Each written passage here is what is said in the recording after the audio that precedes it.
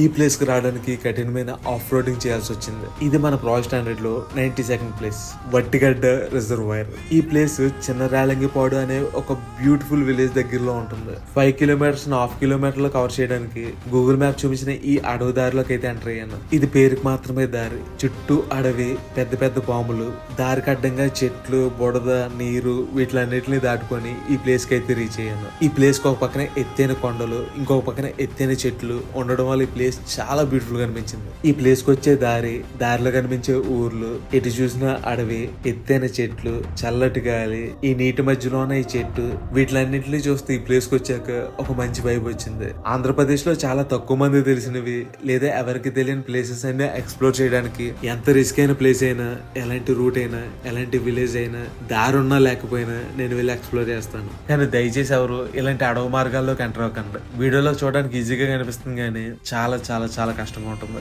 ఇలాంటి అడవిదారిలోకి వచ్చిన తర్వాత ఏం జరిగినా పిలిస్తే పలికే వాళ్ళు కూడా ఉండరు. బయటికి ఇన్ఫర్మేషన్ వెళ్ళడం కూడా చాలా కష్టం. Thank you.